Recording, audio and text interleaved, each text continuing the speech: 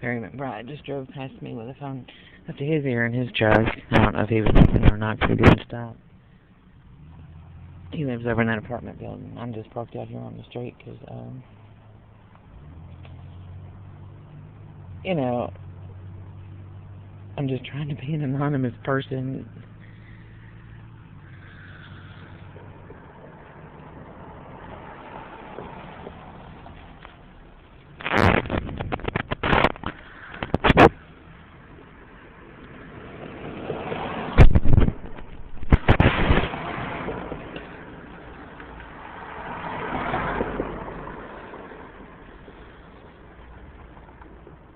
Maybe I should move and park someplace else.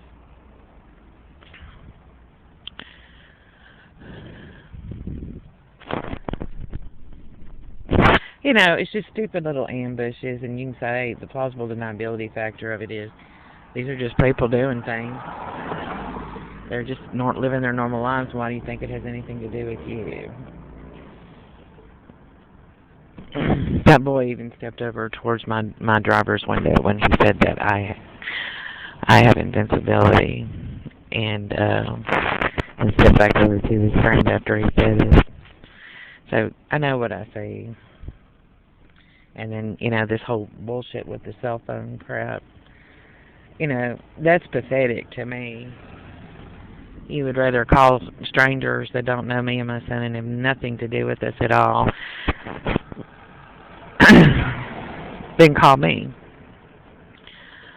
And I guess the explanation is that these individuals are included on a treatment team, and that whoever Double O Dumbfuck sees is useful, can be deemed qualified to be on that treatment team, and can walk over to my driver's door and say something like that. But other people who could be of great assistance to me and my son aren't allowed to speak to me, can't look at me. Had to play silly games because Double O Dumbfuck says, "Mother, may I? I'm Jesus." Attitude is what that is. It's so unbelievably ridiculous to me. And it's real basic. To me, it's blackmail. I'm going to fuck up your life and ruin your life and take everything from you, terrorize you and your child, destroy your sense of security, well-being, take away your financial resources, destroy your reputation, destroy your self-esteem, and humiliate you publicly, repeatedly, over and over again. And that's because I'm so clever. And then I'm going to sit back and play games with you, and I'm only going to let people who are willing to harass you and falsify evidence for me have contact with you.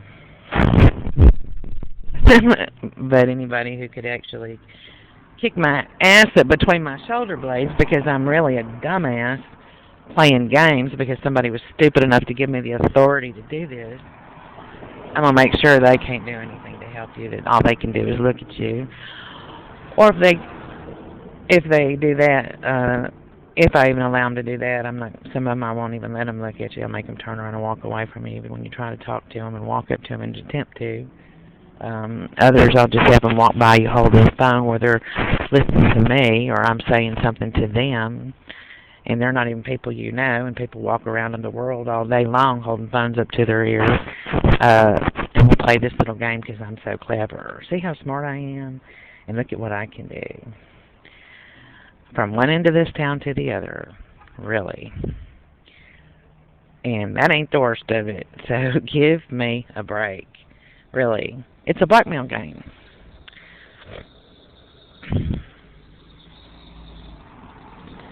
And to claim that I think that I'm invincible because when I didn't go home and sleep today, I slept in my truck. Honey, I slept on the pavement when I was pregnant with my son. I know I'm not invincible. I know what that feels like because I was the one shivering in the cold. And I remember having to walk those miles pregnant and not being able to walk more than 10 steps and sit down for 2 hours. That was me, and that was me praying every minute of every day, begging for my son's life to God, asking him to save Jacob's life before he was even born, because this all started way back in the day. 5-page article in the LSUS newspaper, The Strange and Twisted Tale of Earl and Jeanette Spangler. Okay? Don't tell me that I have an invincibility complex because I didn't go home and hang out in my surveilled apartment. And I would never refuse assistance from anybody that's actually offering it. But somebody's going to sit back and play games like this that doesn't even have the guts to face me, that would rather sit back and do something like this than just show their face to me, identify themselves, say that they are the person responsible for these acts, and take responsibility for it. Chips fall where they may, like all of us big boys and girls do when we do something wrong and we know we've done it, or when we've done anything, whether or not we know it's wrong. We take responsibility for our actions, don't we? That's called being a grown-up. And we do that, we use our best big girl and big boy voices. People have to do it all the time when they go to court and have been arrested for, doing something they shouldn't have done. And they walk into that courtroom and try to tell a judge that they didn't do it, and refuse to take responsibility for their actions. Things don't fare well for them.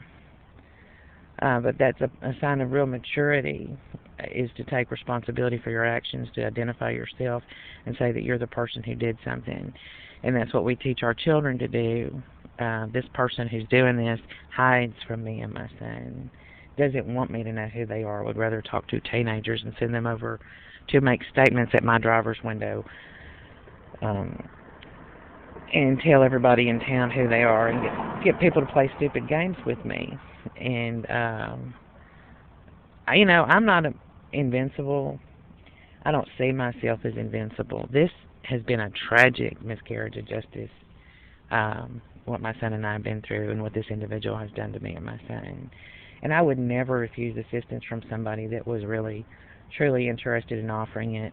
But I would never, if somebody asked me to do the things that people have done to me and my son, you couldn't pay me all the money in the Sheikh of Saudi Arabia's bank account to sit back and act a fool like this. It's like somebody who thinks that they're James Bond and clever and quarterbacking some, Super Bowl football game. Or my son and I are the targets, and we're just people. We're not anything but human beings,